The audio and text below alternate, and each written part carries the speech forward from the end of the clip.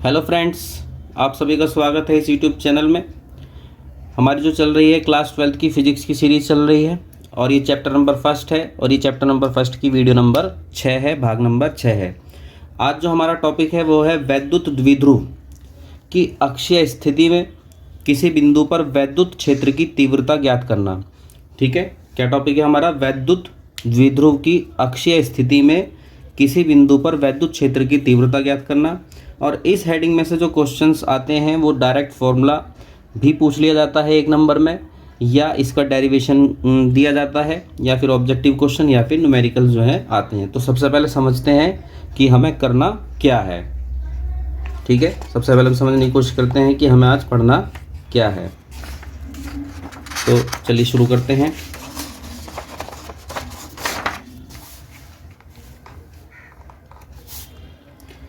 तो जैसे कि मैंने आपको पिछले वीडियो में वैद्युत द्विध्रुव के बारे में पढ़ाया था, तो ये है हमारा वैद्युत द्विध्रुव। पहले समझते हैं करना क्या है हमें, ठीक है, फिर हम स्टार्ट करेंगे। तो मान लीजिए ये वैद्युत द्विध्रुव है।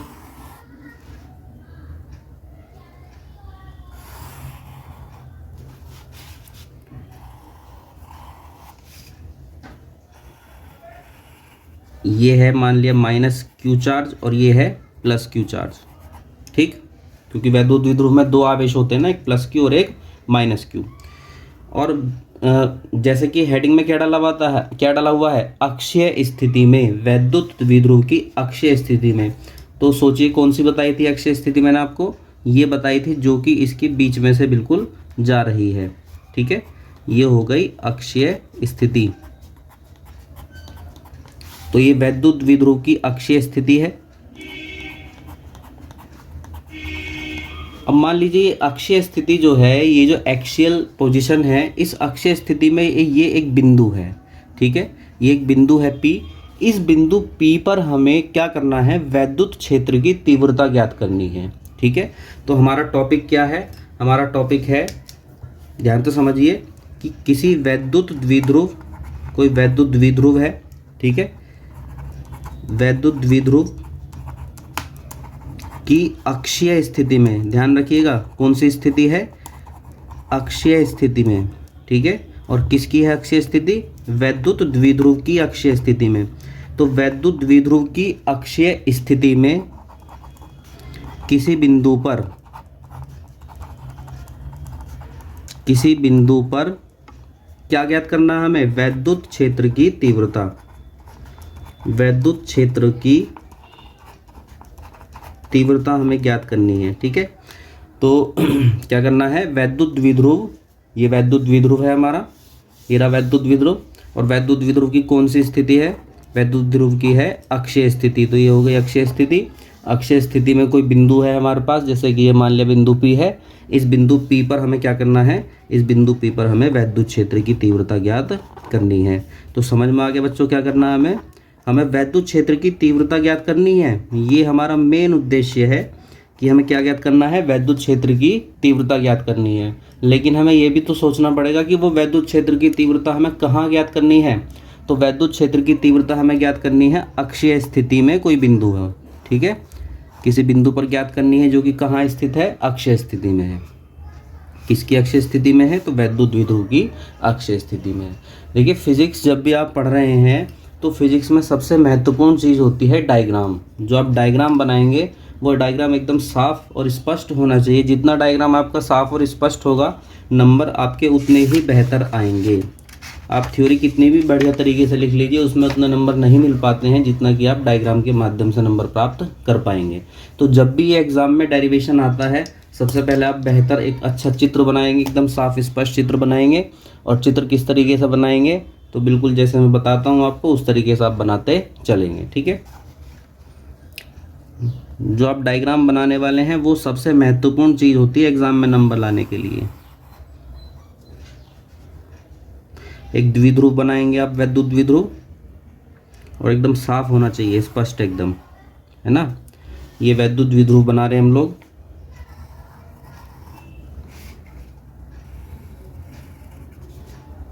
ये मान लीजिए प्लस क्यू आवेश है, तो यहाँ लिखेंगे प्लस क्यू, और ये माइनस क्यू आवेश है तो ये हो गया माइनस क्यू। और ये इसकी अक्षीय स्थिति है।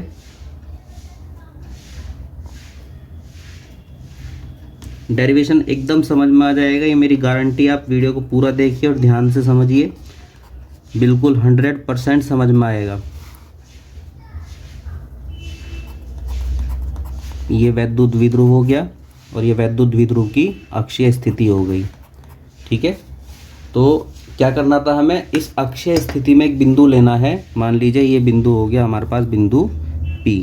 ठीक है, ये मैं यहाँ लिख रहा हूँ बिंदु P। तो वैद्युत द्विध्रुव में वैद्युत द्विध्रुव की अक्षीय स्थिति में एक बिंदु P है। इस बिंदु P पर हमें तीव्रता ज्ञात करनी है वैद्युत क्षेत्र की।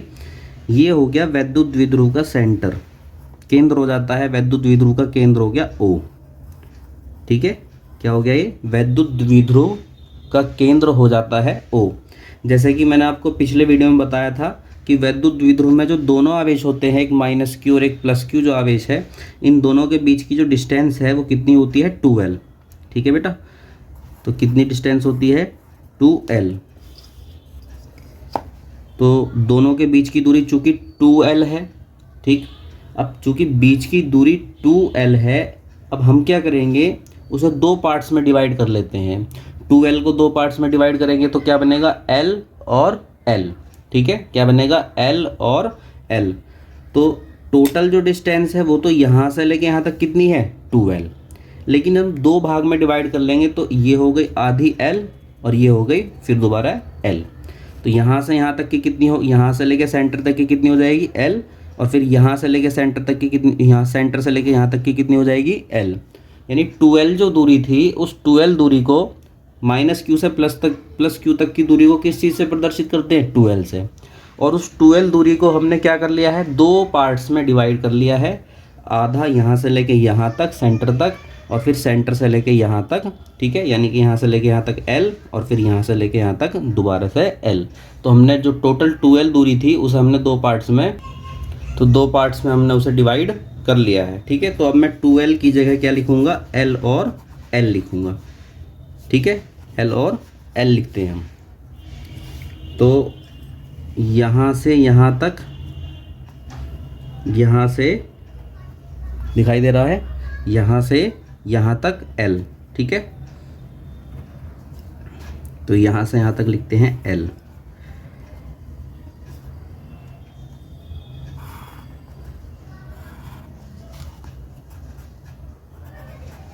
इसी तरह से यहाँ सेंटर से लेके और यहाँ तक क्या हो जाएगी, वो भी l हो जाएगी। यहाँ से और यहाँ तक l, तो हो गई ना 2l पूरी, दो बार l हो गया, l और l 2l हो गई। तो हमने जो 2l दूरी लिखनी थी उसे क्या कर लिया, हमने टू पार्ट्स में डिवाइड कर लिया है, l और l में। अब ये देखिए, ये जो सेंटर है, ठीक है, ये जो सेंटर केंद्र आपको दिखाई दे रहा है ओ, जिसे हमने कहा है, इस सेंटर से लेके उस बिंदु तक की दूरी, किस बिंदु तक की दूरी, जहां हमें वैद्युत क्षेत्र ज्ञात करना था, वैद्युत क्षेत्र की तीव्रता ज्ञात करनी थी। तो बताओ वैद्युत क्षेत्र की तीव्रता कहाँ ज्ञात करनी थी हमें, P पर। तो सेंटर केंद्र से लेकर और बिंदु P तक की जो दूरी है वो हमने मान ली R है। ठीक है, कहाँ से कहाँ तक की दूरी, केंद्र O से उस बिंदु तक की दूरी जहां हमें वैद्युत क्षेत्र की तीव्रता ज्ञात करनी है। तो वैद्युत क्षेत्र की तीव्रता कहाँ ज्ञात करनी थी, P पर ज्ञात करनी थी। तो केंद्र O से P तक की जो दूरी हो गई वो हो गई स्मॉल r। अब हमारे लिए जो सबसे इम्पोर्टेंट चीज़ अब आती है समझने के लिए, जहाँ ज़्यादातर स्टूडेंट्स जो हैं वो कंफ्यूज हो जाते हैं, समझ नहीं पाते हैं कि हमें किस तरीके से करना है। तो हमें करना क्या है कि ये जो +q आवेश है, इस +q आवेश से और इस बिंदु P तक की दूरी हमें सोचनी है। कहाँ से कहाँ तक की, +q आवेश से बिंदु P तक की दूरी। अब मैं सोचने के लिए कहता हूँ, तो देखो यहाँ से लेके यहाँ तक की कितनी है, r है। ठीक, अब ये वाली जो डिस्टेंस है +q से, क्या ये r से ज़्यादा है या कम है, ये वाली यहाँ से यहाँ तक की तो हो गई r, और हमें निकालनी कहाँ से कहाँ तक है, यहाँ तक, तो कम है ना। तो हम क्या करेंगे, r में से कुछ घटाएंगे। भाई कम है तो क्या करेंगे, r में से कुछ घटाएंगे। ये वाली जो डिस्टेंस है, ये वाली जो हमें दूरी निकालनी है +q आवेश से बिंदु P तक की दूरी जो है वो r से तो आपको कम ही दिखाई दे रही होगी, कम दिखाई दे रही है। तो क्या करेंगे, r में से कुछ घटा देंगे तभी तो कम निकलेगी। और कितना घटाएंगे, जितना ही फालतू दिखाई दे रहा है यहाँ से लेके यहाँ तक ही तो फालतू है। अगर इस पूरी आर में से ये पूरा आर है, इतना यदि हम घटा देते हैं तो यही तो बचता है और यही हमें निकालनी है। तो ये जो प्लस क्यू आवेश है, प्लस क्यू आवेश से बिंदु P तक की दूरी कितनी है, r माइनस एल। इस पूरे r में से l को हम घटा देते हैं तो क्या बचेगी, ये बचेगी, यानी r minus L is equal to ये वाली डिस्टेंस जो कि हमें निकालनी है। तो प्लस क्यू आवेश से लेकर, ठीक है, ये प्लस क्यू आवेश हो गया, प्लस क्यू आवेश से लेकर बिंदु P तक की जो दूरी है वो कितनी है, r माइनस एल है। ठीक, समझ में आ गई इतनी बात।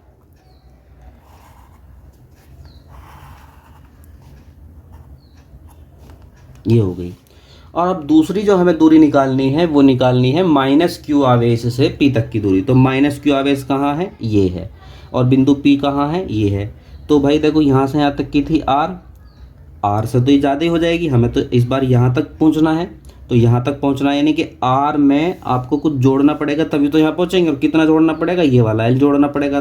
तो यानी कि यहाँ से लेके इस माइनस क्यू से लेके बिंदु P तक की दूरी कितनी हो जाएगी, यहाँ से यहाँ तक R, और R में L जोड़ देंगे तो यहाँ पहुँच जाएंगे। तो माइनस क्यू वाला जो आवेश है, माइनस क्यू वाले आवेश से, ये हो गया माइनस क्यू आवेश, ठीक है, माइनस क्यू आवेश से, और हमें बिंदु P तक की दूरी निकालनी थी तो वो कितनी हो गई, R प्लस एल। तो सबसे पहला जो इस डेरिवेशन में महत्वपूर्ण चीज़ है समझने के लिए वो है दूरियों को समझ पाना। और इस तरीके से हमने ये चित्र अभी लगभग कंप्लीट कर लिया है। ठीक है, अब हम इसके बारे में 2-4 बातें वो लिखते हैं जो कि हमें करनी है। देखिए, डेरिवेशन जब हम करते हैं तो थ्योरी जो बुक्स में या मॉडल पेपर में या जो भी होते हैं उनमें बहुत एक्स्ट्रा बातें दी हुई होती हैं जिन्हें हमें एग्ज़ाम में या नोट्स बनाते समय लिखने से बचना चाहिए। हम सीधी सीधी वो बातें लिखेंगे जो कि हमें करनी है। तो हम बताएंगे, माना एक वैद्युत द्विध्रुव है, वैद्युत द्विध्रुव है जिसकी अक्षीय स्थिति में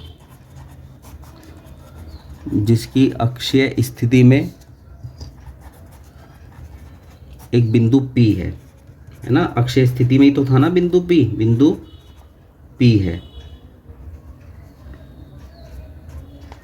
ये बिंदु कहाँ था, अक्षीय स्थिति में था, तो लिख दिया एक माना एक वैद्युत द्विध्रुव है जिसकी अक्षीय स्थिति में एक बिंदु P है।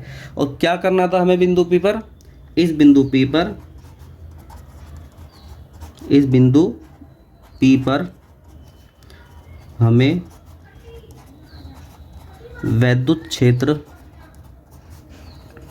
की तीव्रता ज्ञात करनी है। ठीक है, ये हमारा मेन ऑब्जेक्टिव हो गया। हमने बता दिया कि भाई एक वैद्युत द्विध्रुव था और उसकी अक्षीय स्थिति में एक बिंदु P है और बिंदु P पर हमें वैद्युत क्षेत्र की तीव्रता ज्ञात करनी है। अब दूसरी जो महत्वपूर्ण चीज़ आप उसे लिख लीजिए, क्योंकि बार बार आप डायग्राम से मतलब कंफ्यूज होंगे। तो जो मेन चीज़ है उसे लिखिए। प्लस क्यू से बिंदु P तक की दूरी कितनी थी वो लिख लीजिए। प्लस क्यू से बिंदु P तक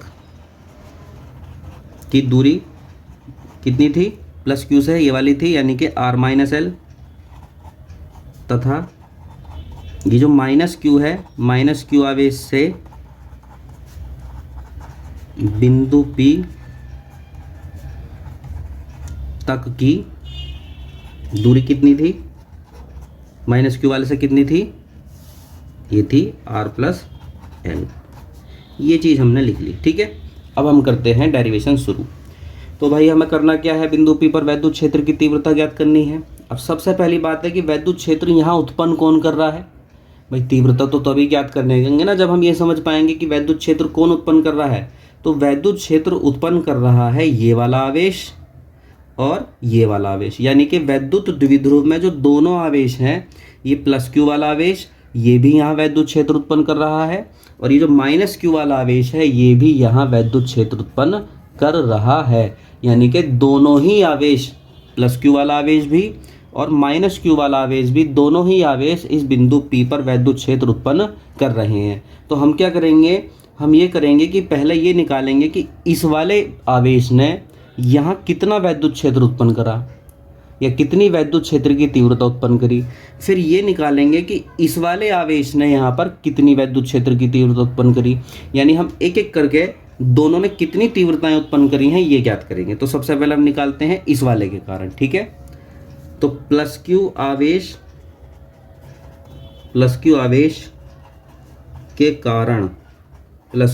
के कारण बिंदु P पर वैद्युत क्षेत्र की तीव्रता, और प्लस क्यू वाला जो आवेश है इसके कारण जो हम लोग तीव्रता निकाल रहे हैं उसे हम नाम दे रहे हैं E1, ठीक है। क्या नाम दे रहे हैं? E1। तो क्या फॉर्मूला था वैद्युत क्षेत्र की तीव्रता का? पहले मैं एक बार आपको याद दिला देता हूं। वैद्युत क्षेत्र की तीव्रता का फॉर्मूला था E = एक तो था F/Q, ठीक है, एक तो ये फॉर्मूला था, और एक वैद्युत क्षेत्र की तीव्रता का फॉर्मूला क्या था? 1/4πε0 Q/r², ठीक है। तो देखो Q क्या है? आवेश जिसके कारण तीव्रता उत्पन्न हो रही है, और R क्या है? दूरी है, ठीक है। तो अब इस फॉर्मूले को हमें यहाँ अप्लाई करना है, ठीक है। तो तीव्रता का फॉर्मूला क्या है? 1/4πε0, ठीक। K भी लिख देते हैं, पैराविद्युतांक लिख देते हैं, यहाँ पे K भी लिख देते हैं, कोई फर्क नहीं पड़ रहा इससे। अब आवेश रखना है जिसके कारण तीव्रता उत्पन्न हो रही है, तो किसके कारण उत्पन्न हो रही है? अभी प्लस क्यू ले रहे हैं ना, तो प्लस क्यू के कारण तीव्रता उत्पन्न हो रही है, तो यहाँ पे लिखेंगे Q। और जब भी, क्योंकि तीव्रता एक सदिश राशि है, कैसी राशि है? सदिश राशि है। जब भी आप तीव्रता को निकालेंगे और वहाँ आवेश रखेंगे तो कभी भी उसके साथ प्लस क्यू या माइनस या प्लस का इस्तेमाल हमें नहीं करना है, ठीक है। जो केवल वैल्यू है वो रखनी है। तो वैल्यू कितनी है इसकी? Q। तो Q हमने रखा। फिर हमें क्या रखनी थी? यहाँ पे दूरी रखनी थी। क्या रखनी थी? दूरी। अब ये सोचो कि यहाँ से लेकर और यहाँ तक कितनी दूरी है, तो यहाँ से लेकर यहाँ तक की दूरी तो भाई R-L है ना। फॉर्मूले में क्या रखनी है हमें? दूरी, R ही तो रखनी है, मतलब दूरी रखनी है। क्या रखनी है? दूरी। तो दूरी कितनी है? इस वाले आवेश से बिंदु P तक की दूरी कितनी है? R-L है। तो हम क्या रखेंगे? यहाँ रखेंगे R-L, और क्या है? दूरी का स्क्वायर था, तो क्या करेंगे? इसका स्क्वायर करेंगे। तो ये आ गई पहली तीव्रता।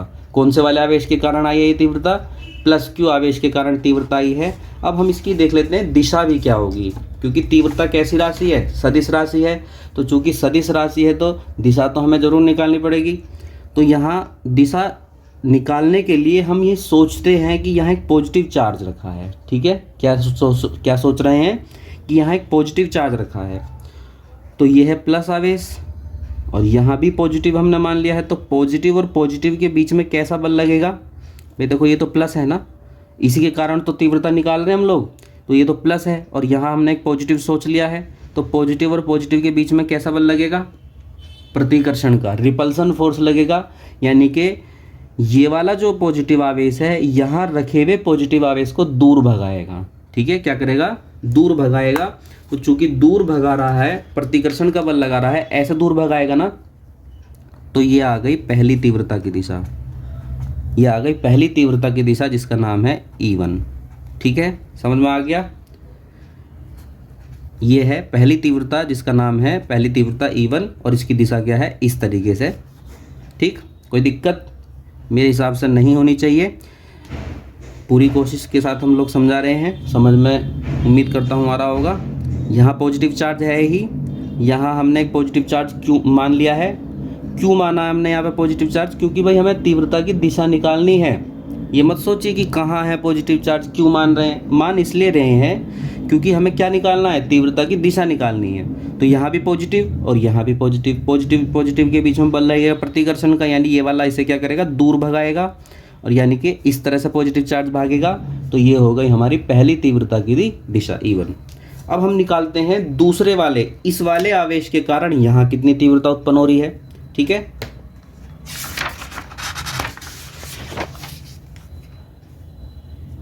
तो चलिए निकालते हैं। अब हम निकालते हैं, अब हम किसके कारण निकाल रहे हैं? इस वाले के कारण, ठीक है, माइनस क्यू के कारण। तो माइनस क्यू माइनस क्यू आवेश के कारण बिंदु P पर तीव्रता, ठीक है। और ये इस बार मान ली हमने E2। फॉर्मूला क्या लगेगा, फिर दोबारा वही फॉर्मूला लगेगा, फॉर्मूला तो सेम ही लगेगा। 1 तीव्रता का फॉर्मूला क्या था, E is equal to 1/4πε0K और आवेश बटे दूरी का स्क्वायर, ठीक है।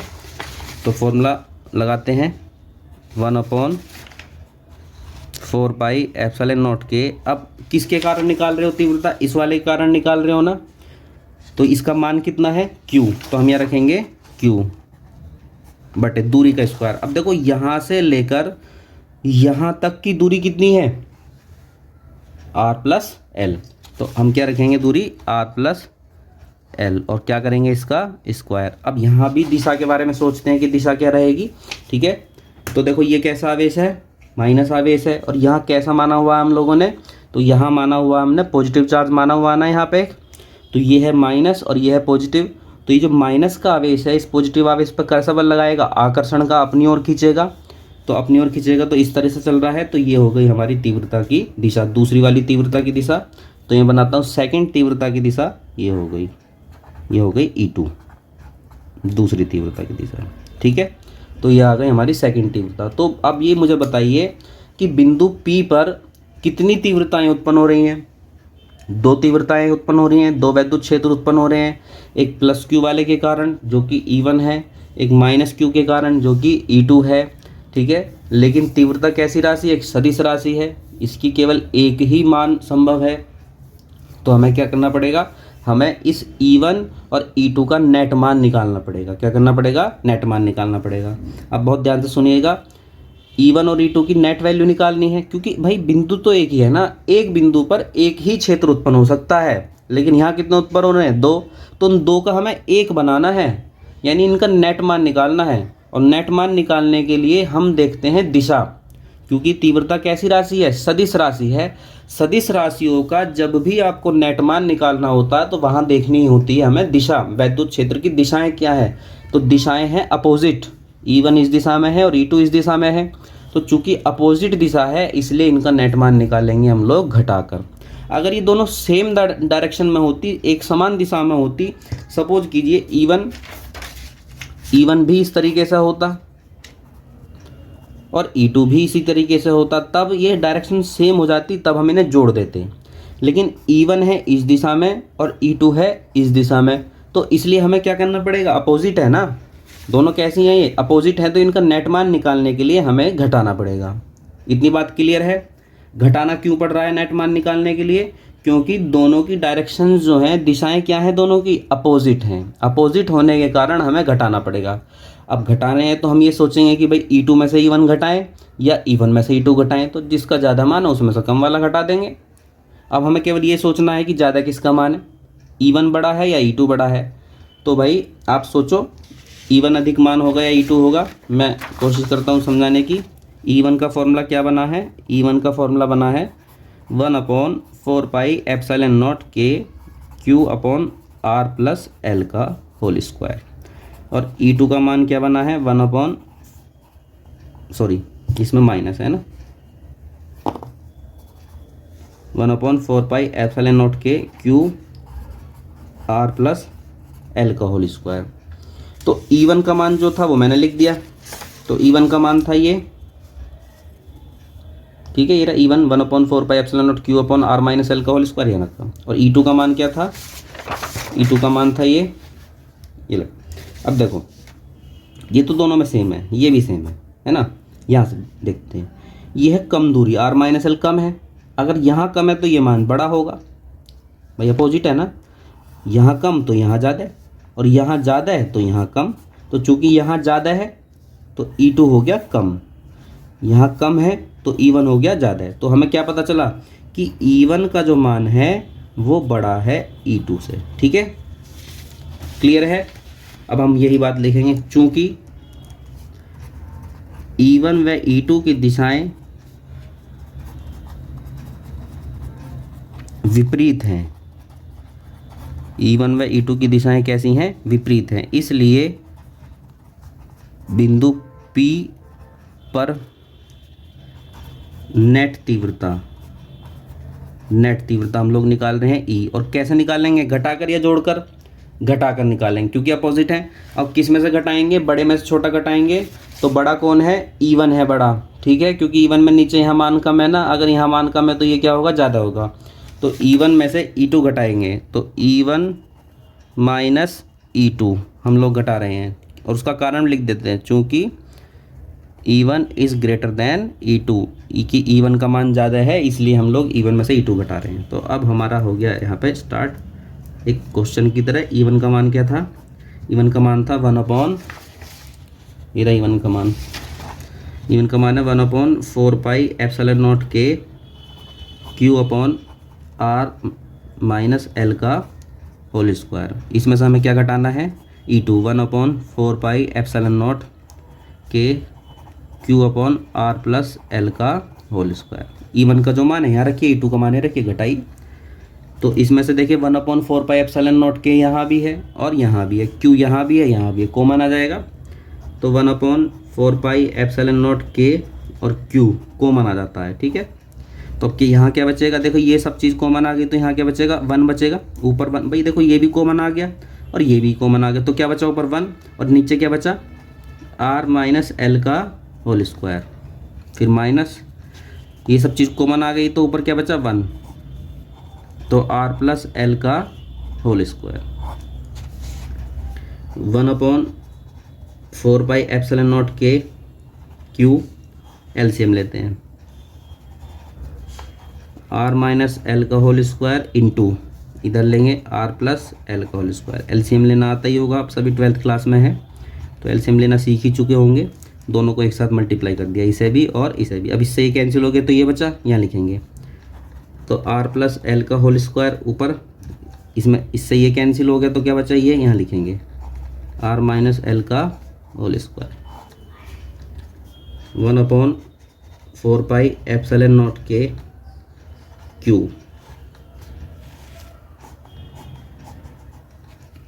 ठीक है, यहाँ तक हम पहुँच चुके हैं। तो ऊपर फॉर्मूला ओपन करते हैं, R square plus L square plus 2RL, यहाँ minus R square plus L square minus 2RL। इतना तो फॉर्मूला तो आप जानते ही हैं सब, है ना। A माइनस बी का होल स्क्वायर का फॉर्मूला खोलना है, A प्लस बी के होल स्क्वायर का फॉर्मूला खोलना है। तो हमने ये फॉर्मूला यहाँ पे खोल दिया है। नीचे क्या होगा, नीचे एलसीएम होगा R square minus L square का होल स्क्वायर, ठीक है। तो इस तरीके से हम लोग यहाँ तक पहुँच चुके हैं। अब चलते हैं हम लोग आगे नेक्स्ट पेज पे। तो लास्ट लाइन कहाँ तक पहुँच चुके हैं, लास्ट लाइन हम लोग पहुँच चुके हैं कि वैद्युत क्षेत्र की तीव्रता E इज इक्वल टू 1/4πε0 के Q R square plus L square plus 2RL। लेकिन लास्ट लाइन ये है ना, ये जब माइनस अंदर जाएगा तो सारे साइन अपोजिट कर देगा। तो ये जो अभी प्लस का R स्क्वायर है, ये कैसा हो जाएगा, माइनस का R स्क्वायर हो जाएगा, माइनस R स्क्वायर। फिर ये जो प्लस का L स्क्वायर है, ये भी कैसा होगा, माइनस का L स्क्वायर हो जाएगा। और ये जो प्लस माइनस का 2RL है, ये कैसा हो जाएगा, प्लस का 2RL हो जाएगा। तो प्लस 2RL और अपॉन में क्या चल रहा है, R square minus L square का होल स्क्वायर। तो R स्क्वायर से R square cancel, L square से L स्क्वायर कैंसिल, और 2RL और 2RL आपस में जुड़ के क्या हो जाएंगे, 4RL हो जाएंगे, ठीक है। तो 1/4πε0 के Q, तो ये ऊपर हो गया 4RL और नीचे क्या बचा है, R square minus L square का होल स्क्वायर, ठीक। क्लियर है इतनी बातें। अब हमें यहाँ पे एक बात समझनी है, देखो L की जो वैल्यू होती है ना, वो बहुत कम, एक छोटा मान होता है। L बहुत बड़ी वैल्यू नहीं है, L बहुत छोटी सी वैल्यू होती है R की तुलना में, ठीक है। R की कंपैरिजन में L का मान बहुत छोटा मान है। और जब आप किसी छोटी चीज़ का स्क्वायर करते हैं तो वो और ज़्यादा छोटा हो जाता है। समझिए किस तरीके से, मान लीजिए 0.1 है, मान लीजिए 0.1 है, आप इसका स्क्वायर कीजिए 0.1 का स्क्वायर, तो 0.1 गुणा 0.1 तो 1 गुणा 1 तो 1 ही आना है, ठीक है। अब 1 पॉइंट इसका और 1 पॉइंट इसका, 2 पॉइंट हो गए, तो 2 पॉइंट हो गए, 1 और 2। ये मान लीजिए 0.2 है, 0.2 का स्क्वायर कीजिए, 0.2 गुणा 0.2, तो 2 दूनी 4, और 1 पॉइंट इसकी वजह से, 1 पॉइंट इसकी वजह से, 2 पॉइंट, तो 1 2, यानी कि 0.2 का स्क्वायर करने पर और ज़्यादा छोटा हो गया, 0.04 हो गया है। तो अगर आप किसी छोटी चीज़ का स्क्वायर करेंगे तो वो और छोटी हो जाती है। एक तो एल पहले से ही छोटा, ऊपर से एल स्क्वायर क्या होगा, वो बहुत छोटा हो जाएगा, आर स्क्वायर की तुलना में बहुत ही ज़्यादा छोटा हो जाएगा, ठीक है। तो चूँकि L square is less than R square, तो हम क्या करेंगे, एल स्क्वायर को नीचे छोड़ देंगे, ठीक है। इसलिए एल स्क्वायर को छोड़ने पर, तो एल स्क्वायर को जब आप छोड़ देंगे तो क्या बचेगा, आर स्क्वायर बचेगा ना। और आर स्क्वायर का भी क्या है, बाहर स्क्वायर है, तो 2 और 2, 2 इंटू 2 कितना हो जाएगा, आर की पावर 4 हो जाएगी। देखिए एल स्क्वायर तो हमने छोड़ दिया है, ठीक है। तो आर स्क्वायर है ना, आर स्क्वायर का भी स्क्वायर है, तो कितनी पावर हो जाएगी, 2 दूनी 4। तो क्या बना, 1/4 पाई एप्सिलॉन नॉट के क्यू, ऊपर तो 4RL चल ही रहा है, और नीचे क्या बन गया, आर की पावर 4।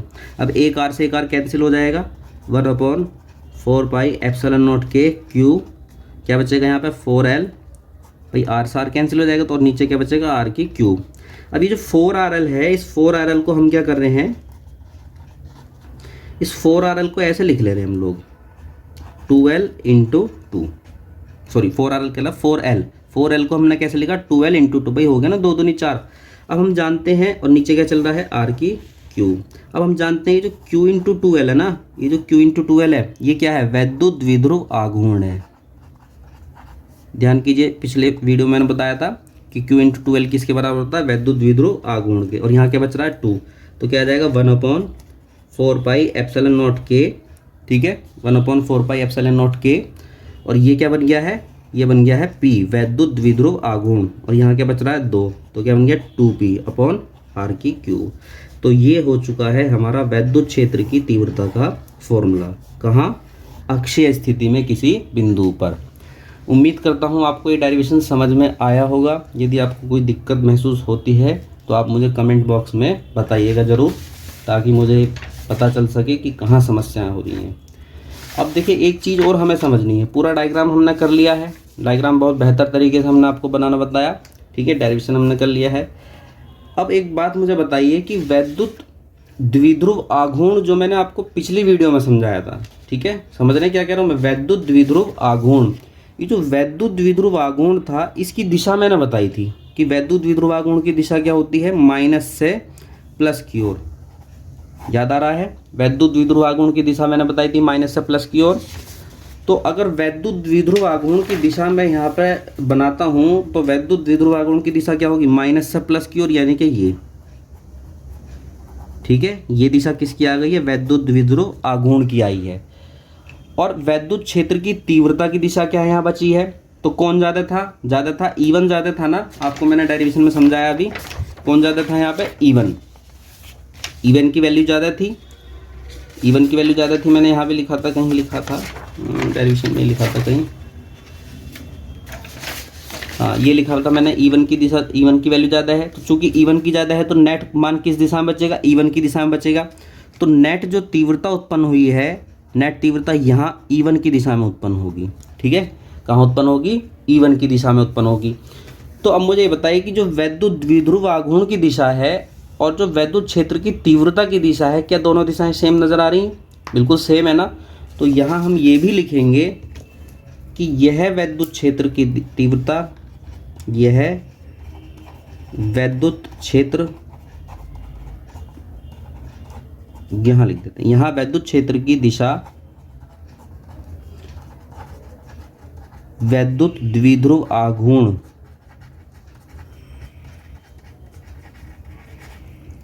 की दिशा के अनुरूप ही होती है।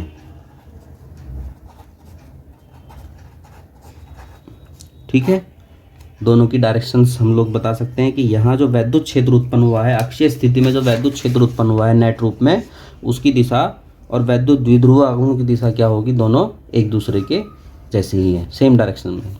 तो ये था हमारा पूरा डेरिवेशन। अगर आपको कहीं भी कोई समस्या नज़र आती है, समझ में नहीं आ रहा, तो मुझे एक बार बताइएगा ज़रूर, ठीक है। और अगर ये आपको वीडियो अच्छी लगी है, पसंद आई है, समझ में आया है, तो इस वीडियो को लाइक कीजिए ज़रूर, और शेयर भी कीजिए और सब्सक्राइब कीजिए चैनल को। धन्यवाद।